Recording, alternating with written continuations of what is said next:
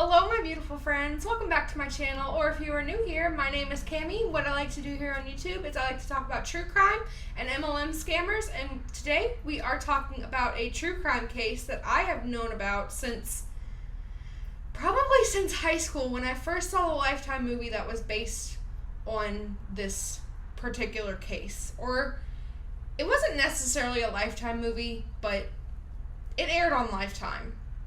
And that was where I first saw it. Now, we all know about the Barbie movie that's coming out, but did y'all know about the Ken and Barbie Killers? Yes, that is what they were called, was the Ken and Barbie Killers. Today we are talking about Paul Bernardo and Karla Homolka. That's right. Probably one of the cases that I have wanted to do since I started my YouTube channel. I know I tend to do lesser known cases on this channel, but I had to cover this case because it's a case that fascinates me in the worst way possible. I will say though, if themes of sexual assault, themes of murder, any of that kind of thing disturbs you or triggers you, I highly recommend you not watching this video.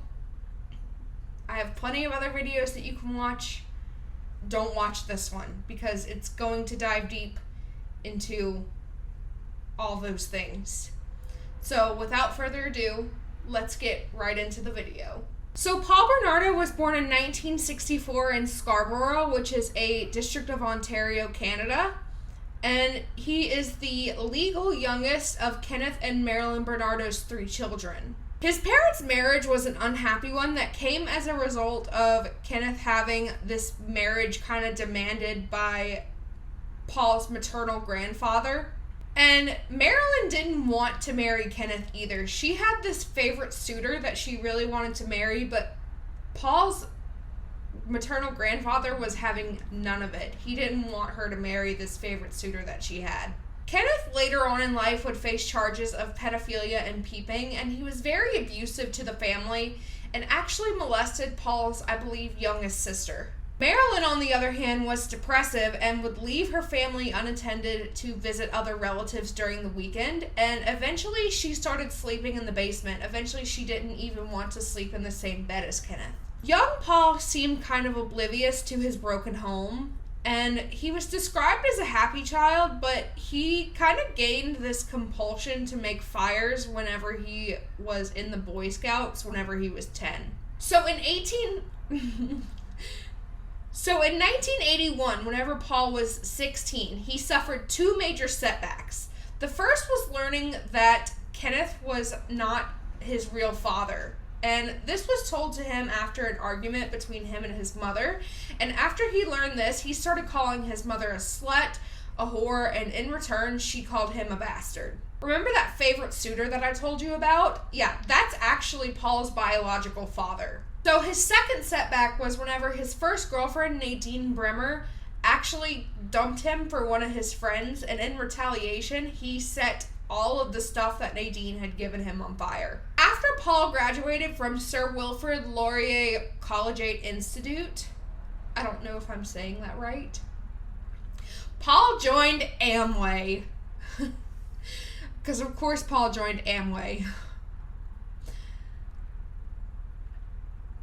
And Amway's sales culture deeply influenced him because, of course it did, he drank the Amway Kool-Aid. He bought books and tapes from these famous motivational speakers and applied their lessons whenever he and his friends would meet these young women in bars. And he actually ended up seducing many of them successfully. By the time that he began attending the University of Toronto at Scarborough, Paul's sexual fantasies took a very, very dark turn. One of these dark fantasies was he had this fantasy about developing this virgin farm where he would breed virgin girls to rape. And he also enjoyed forceful anal sex and degrading his dates in public. Over time, his relationships got shorter, and he would frequently date more than one woman at a time. But in every single case, he was abusive to every single one of his girlfriends and threatened to kill them if they ever spoke about the treatment that he put onto them. In 1986, 2 women were granted restraining orders against Paul for him making obscene phone calls to them, and it was believed that he had begun his raping spree already at this point. Milo, do you mind? Now let's talk about Karla. Karla was born in 1970 in Port Credit, Ontario, to traveling salesman Karla Homolka, who was an alcoholic Czechoslovakian immigrant, and his Ontarian wife, Dorothy Sager, and she was a geriatric clinic employee. Karla was described as a pretty, popular, well-adjusted girl who absolutely loved animals. She had 2 younger sisters, Lori and Tammy, and Karla was a bright student that was doted on by her father, but at the same time, he would frequently insult her mother, and her sisters during these drunk episodes that he had. When the Homolka's marriage faltered, he took on a mistress, but instead of divorcing him, Dorothy had this bright idea to propose this threesome between him and the mistress and herself, and just carry on as usual, because that always works. That always saves the marriage. So, while Karla was described as this pretty, popular girl, she was also described as domineering and stubborn, being unable to compromise with other children and always willing to speak her mind to adults. She had a depressive episode after she began to attend Sir Winston Churchill Secondary School, and during this time she would dress in kind of like it was described as a non-conforming manner, and she would also cut herself and claim false suicide attempts as a way to kind of seek attention. She later developed these dark, sadistic, and masochistic fantasies, which there's nothing wrong with that, as long as you're not Karla Homolka. Karla got this part-time job at a pet store while she was in high school, and after graduating in 1988, she was hired by Thorold Veterinary Clinic as a full-time vet tech. In 1987, Paul graduated from college and got a job as a junior accountant in Price Waterhouse. And his dating life kind of slowed down after one of his girlfriends, Jennifer Thompson, threatened to go to the police. And I couldn't find exactly what she threatened to go to the police for, but probably because Paul's a psycho.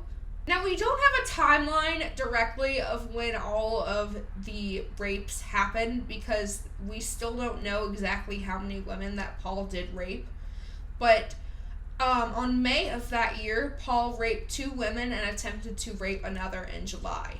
In October, Paul and Karla met in a hotel's restaurant, and he was 23 and Karla was 17.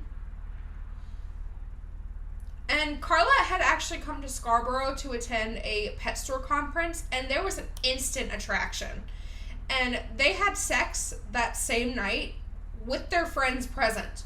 From that point on, Paul would drive to see Karla about twice a week, and slowly he started to control her entire life, deciding how she should dress, style herself, what she ate, and what she believed. He often called her fat and ugly. And unlike his previous girlfriends, Karla easily submitted to and encouraged his sexual behavior, writing his indications on this self-improvement list. And although it didn't end their relationship, when Paul found out that Karla wasn't a virgin whenever they met, it really upset him. I mean, he did have that weird virgin farm fantasy, so I imagine it would upset him. Creepy weirdo. One of the things on this self-improvement list that Karla had written read this: "Never let anyone know our relationship is anything but perfect. Always smile when you're with Paul. Be a perfect girlfriend for Paul. Remember you're stupid. Remember you're ugly. Remember you're fat." Now, you're probably feeling pretty bad for Karla at this point, but I don't. I don't feel bad for this woman at all. And you're going to find out why in a little bit. I mean, if you don't already know. Most people already know this case. But if you don't know why, you're going to find out. They quickly began this sadomasochistic relationship where Paul acted as this abusive master and Karla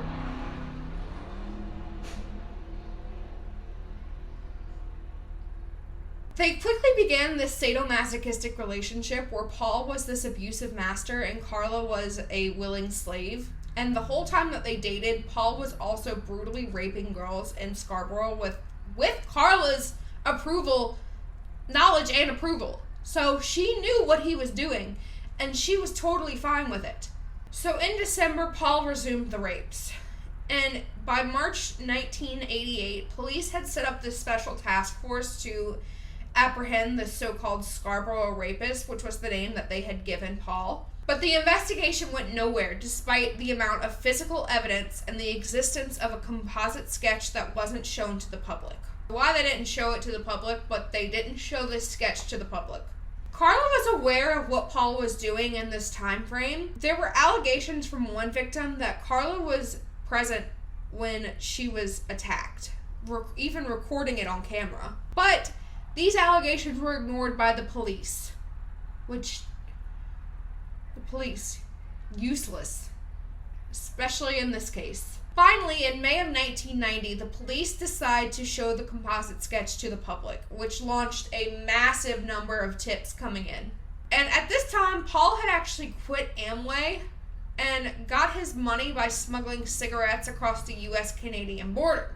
Friends and previous girlfriends of Paul's saw this composite sketch and actually called in tips to the police, but the police were so overwhelmed by other tips that they weren't able to follow up on the tips that the friends and the ex-girlfriends had given them. In November, 2 detectives visited Paul and took blood, saliva, and hair samples from him, but they wouldn't be tested for 2 years. Paul and Karla eventually got engaged, and Karla described to a friend how Paul and I are happier than ever. He's being so great, so romantic, but that's typical of my honey.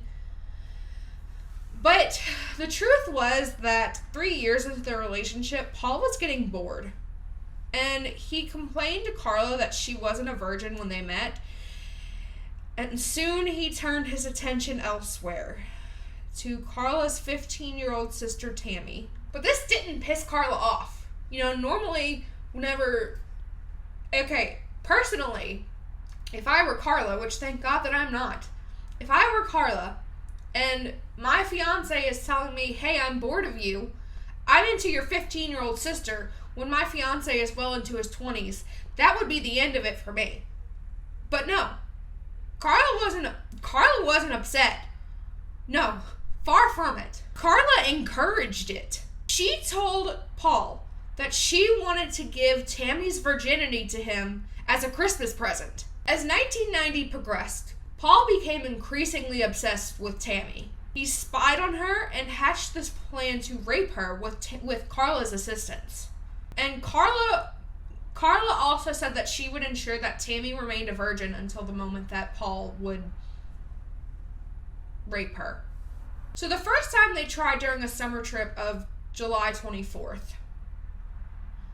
And this involved Karla lacing Tammy's meal with Valium stolen from her workplace, but Tammy actually woke up after 1 minute before Paul could rape her. And the second attempt happened on December 23rd following a Christmas dinner in the Homolka family home. Karla described this as gifting her sister's virginity to Paul for Christmas. While their parents slept upstairs, the couple spiked Tammy's drink with sleeping pills. And once she was unconscious, they undressed her and Paul proceeded to rape her, while Karla held a rag soaked with the anesthetic halothane, which was also stolen from her workplace, over Tammy's nose and mouth. Tammy began to vomit and stopped breathing after Karla held her down to clear her throat. After they failed to revive Tammy, the couple dressed her, moved her into her room, and cleaned up the evidence before they called 911. So, when they called 911, Tammy had this big chemical burn on the side of her face from where they had this halothane on the side of her, on where they had that halothane rag held to her face. even in spite of this, they said the reason that they said that she had this chemical burn is something about how she like fell down the stairs or something like that. I don't remember the exact reason that they gave, but they tried claiming it was like a carpet burn or something.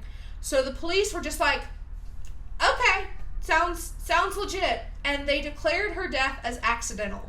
At the funeral, Paul was caught stroking Tammy's hair as she laid in an open casket, and a 1993 exhumation revealed that the couple had also placed a photo of them in the casket. Paul and Karla then moved to Port Dalhousie, I think that's how you say that, Port Dalhousie, where they filmed themselves while role-playing sexual encounters between Paul and Tammy.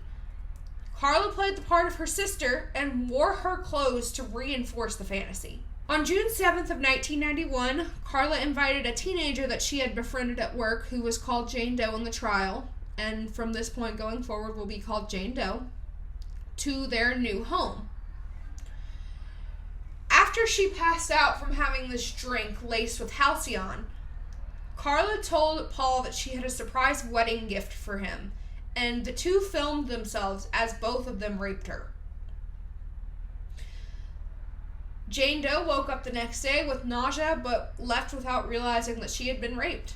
On June 15th, Paul took a detour to Burlington to steal license plates to use in his smuggling business, when he met 14-year-old Leslie Mahaffey, who had been locked outside her home in punishment for missing her curfew. After Leslie was offered a cigarette and she accepted, Paul led her to his car, where he pulled a knife on her, blindfolded her, and drove her to their house in Port Dalhousie, telling Karla that they had a playmate. Karla's initial response was to go back to sleep instead of checking on Leslie. The two filmed themselves as they raped and tortured their new victim, and after Leslie's blindfold slipped, they murdered her. They kept the body in the basement while they dined with the Homolka family upstairs, and later dismembered her, encased her remains in 8 concrete blocks, and threw the blocks into Lake Gibson. Paul and Karla married on June 29, 1991, which was the same day that a horrified couple canoeing in Lake Gibson discovered concrete blocks containing human body parts in the water. The remains obviously belonged to 14-year-old Leslie Mahaffey, who had disappeared on June 15th. She had been kidnapped by the Ken Barbie Killers and abused over the course of several days. As the grisly discovery was made, the killers enjoyed an elaborate wedding ceremony, which included their entrance in a white horse-drawn carriage. In August, Jane was invited over again, and just like what happened when Tammy died, because Karla didn't learn the first time. She stopped breathing when she was raped, but she was revived successfully. Oh yeah, because they used halothane on her again. They used halothane on Jane Doe, just like they had done with Tammy. Because like I said, they don't learn the first time. Karla, who had called 911, phoned back to say the crisis had been solved and the ambulance en route was recalled without further inquiry. That doesn't sound right. Does that really happen? Like, I mean, obviously it does, but that just doesn't sound right to me, that when you call for an ambulance and then you just call back and you're like, no, never mind, we don't need an ambulance. They're just like, okay, and then call the ambulance back. That's wild to me. On April 16th, 1992, Karla and Paul abducted 15-year-old Kristen French as she exited the Holy Cross Catholic Secondary School. And there were a number of witnesses to this. And the reason that no one was able to catch Karla and Paul is because they couldn't get the color of the car right. They had said that it was like a silver car when it was really a gold car, and they also said that it was 2 men in the car that had abducted her. They raped and tortured her for 3 days before supposedly strangling her with the same cord used to kill Leslie. But if you ask Paul, he says that Karla killed Kristen with the rubber mallet she was equipped with to guard their victim while he was out getting food. During her captivity, Kristen was never blindfolded and was forced to ingest large amounts of alcohol and watch the video of Leslie Mahaffey being raped and act in a submissive manner to Paul, though by the end of it, she became confrontational and called him a bastard, and even said, "I don't know how your wife can stand being around you." She was severely beaten before her death, and once again, the couple left the body in their home while they dined with the Homolkas. They later washed the body and cut her hair before they threw the remains into a ditch in Burlington, close to the cemetery where Leslie was buried. Paul was interviewed by 2 police officers a month after Kristen's murder, but they considered him an unlikely suspect even after he admitted to having been previously interviewed in connection to the Scarborough rapes. Soon after that, Paul and Karla solicited to change their legal name to Teal, the surname of a serial killer in the 1988 film Criminal Law. Now let's talk about Paul's MO. Paul targeted petite white women between 14 and 22 years of age, 5'3" to 5'11", and 95 to 135 pounds that he saw walking alone at night in the vicinity of his home at the time. He would follow, stalk, and sometimes videotape them for a while before threatening them with a knife, raping them anally, and fleeing on foot. Tammy Homolka and Jane Doe were anesthetized by Karla using chemicals stolen from her workplace and raped by Paul in a controlled environment, while Karla recorded it on video with no intention to kill them. Both stopped breathing during their ordeal, and the couple tried to revive them, but were unsuccessful in Tammy's case. Jane was also raped by Karla under Paul's instructions. Leslie Mahaffey and Kristen French, finally, were abducted by Paul at knife point during the day and using Karla as a lure in the second case, and videotaped as they were forced to drink alcohol, raped, and psychologically tortured by both before they were strangled with the same electric cord. In both cases, the bodies were kept in the basement while the couple dined with Karla's family and abandoned outdoors later. So police soon realized that, these murders are connected. And after the release of the composite sketch that resembled Paul, tips were called in, some from coworkers and friends who reported Paul's disturbing penchant for violence. On December 27th, Paul beat Karla with a flashlight, leaving her with bruises on her limbs, a broken rib, and 2 black eyes. Nonetheless, she returned to work on January 4th, 1993, and tried to pass her injuries as a result of a traffic incident. Her coworkers did not believe her and alerted Her coworkers didn't believe her, of course, and alerted her parents, who insisted on taking her to a hospital. Once there, Karla claimed to be a battered spouse and filed charges against Paul, who was briefly arrested. And by sheer coincidence, the samples that Paul had given 2 years earlier were tested right around this time, positively identifying him as the Scarborough rapist. Karla moved to Brampton with her aunt and uncle and told them that Paul was the Scarborough rapist and the killer of Leslie and Kristen. In February, she sought full immunity from prosecution in exchange for her cooperation, but this was denied. Instead, Karla was given a week to accept a 12-year prison term for manslaughter or face charges for all 3 murders. One of them was Tammy Homolka's, whose case had just been reopened, as well as other crimes. Karla took the deal and testified against Paul in his trial, which took place in 1995. On September 1st, Paul was sentenced to life in prison without parole with a minimum of 25 years. He's kept segregated from other inmates because of threats made to him. And in one occasion, in 1999, a group of 5 prisoners tried to storm the segregated area and had to be dispersed by riot police. Because of his official status as a dangerous offender, it is considered unlikely that he will ever be granted parole. I don't know, I think maybe we should stick him with the rest of the general population in prison. But now keep in mind, for all of this, for everything that Karla did, she only got 12 years. And that plea deal was severely criticized in Canadian society. And there was actually a gag order on the tapes up until Paul's trial. And it was even more criticized after the tapes depicting the couple's rapes were shown at Paul's trial. Some prosecutors declared that had they known what was in the tapes, they never would have proposed the plea bargain.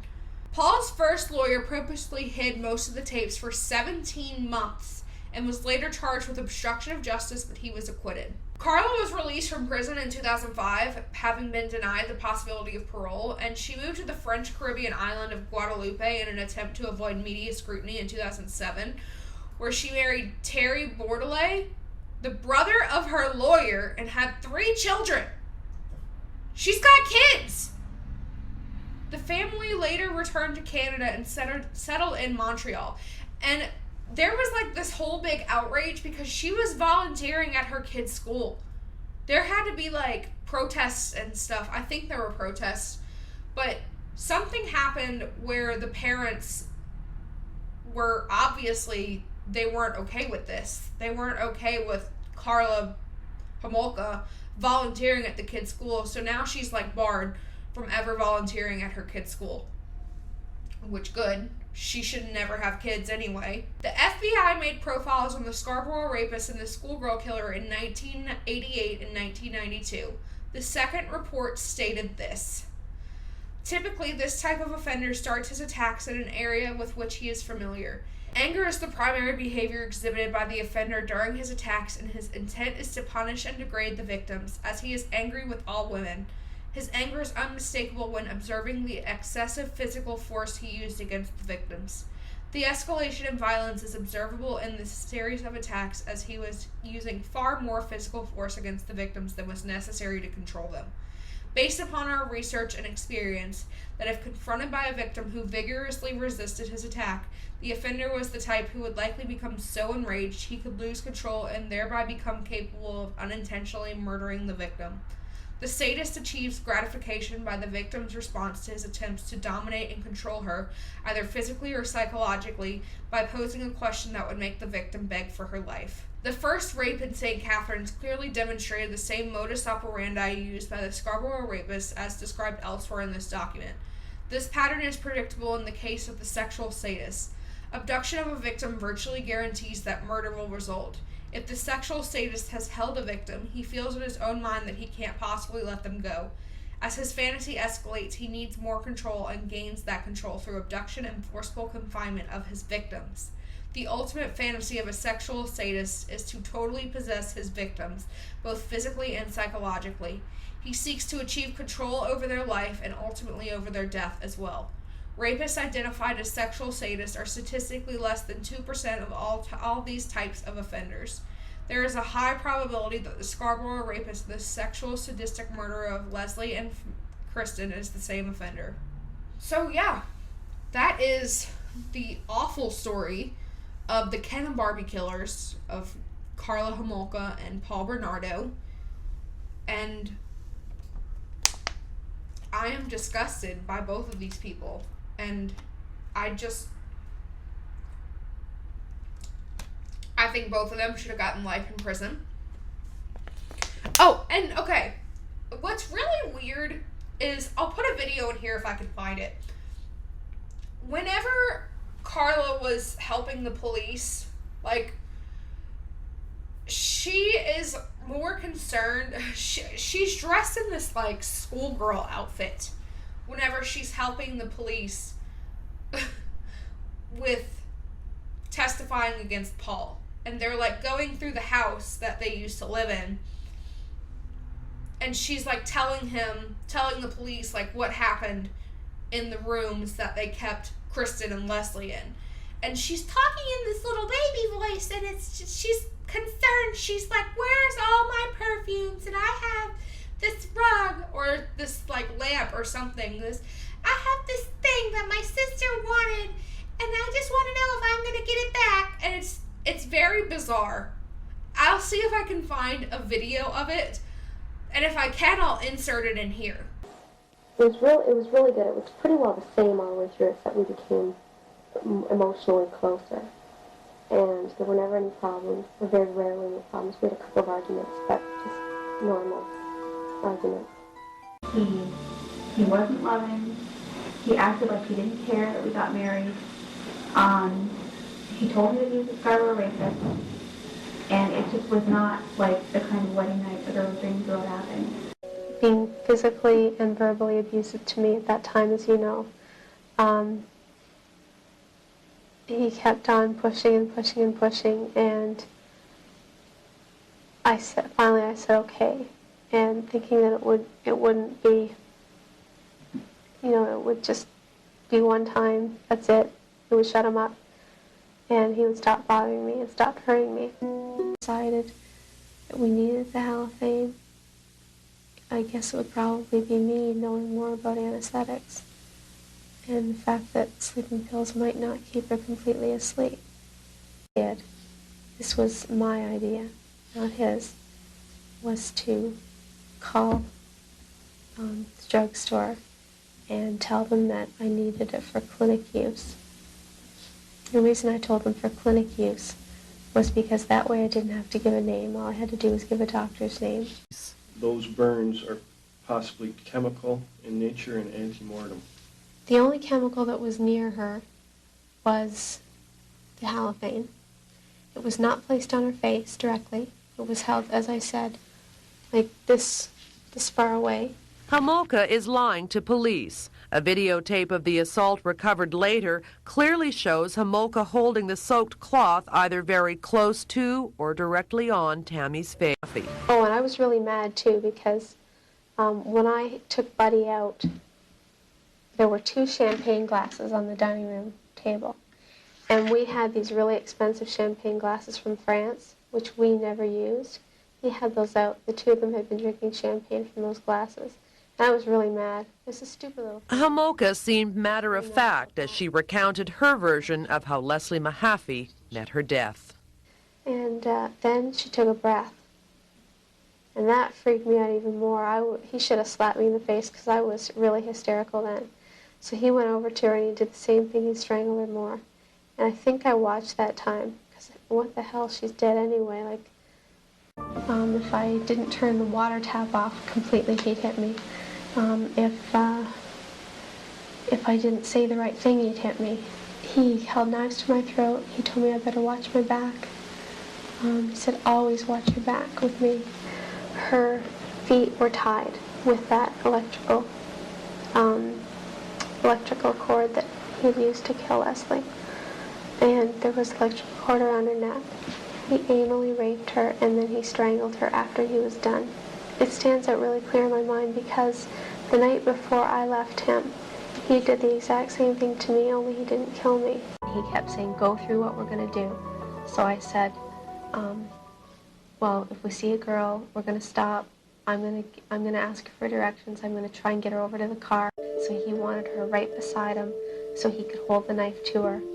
And I sat in the back seat, actually more in the middle of the 2 of the front seats, and I held her hair and I held her head down. I never should have gotten to know Kristen because you get emotionally involved with these people and it really hurts. It hurts a lot more because I felt like I was friends with both of them, especially Kristen, because we did so much stuff together. We put makeup on together. We talked. Just girl talk when Paul was gone getting us food. And it just made it hurt even more. I said, well, we have to go to my parents for Easter dinner. And he said, well, why don't we just not go? And I said, well, I don't think it would look very good. I mean, we're supposed to go to my parents for Easter dinner and we don't go. And I said, well, how's it going to look if, this girl's missing and we have no alibi? We haven't gone anywhere. We haven't done anything. And he said, well, I guess you're right. And because he wanted to keep her for longer. And I didn't want to. I was going to work. I didn't want to go to work knowing that this girl was in my house and she could escape so easily. And I was afraid. So I didn't suggest to him that we kill her on Sunday. But I knew that she had to be gone. The victim was matter-of-fact when she toured police through her Bayview Avenue home where 2 teenagers were murdered. She had chosen to dress as a schoolgirl. Homolka's response to being back in one of the rooms where Leslie Mahaffey was attacked was to ask police about her furniture. Can you answer a question for me? Was any of the furniture damaged as a result of the investigation? Not that I'm aware of, no. Okay, great, so I'm asking for it. And upstairs in the bathroom where they cleansed Kristen French's body of evidence, Homolka inquired after her perfume samples. But I don't have any of that stuff. So where are all those articles now? Where Paul's lawyer took them. You're saying Paul's lawyer took a number of articles from you? Well, from what I understand, his lawyer took basically everything. This is where we carried Leslie down the stairs. And in the basement where Leslie Mahaffey was dismembered, she had yet another inquiry on behalf of her other sister, Lori. Can I ask you a question? I'm afraid I can't answer Can I too have many that book? questions. My sister wants it. Or does that have to stay here? That has to stay for now, Okay. but we can make those arrangements. Okay, thank you. And my Christmas tree. I don't know, man. Karla is... I think she's more psychotic than Paul. Because Paul admitted to what he did. Karla tried to act like the victim. I mean, they're both horrible, don't get me wrong. But I think Karla is a lot scarier than Paul. Anyway, let me know what y'all think of this one in the comments below, and I will see you all in my next one. Bye!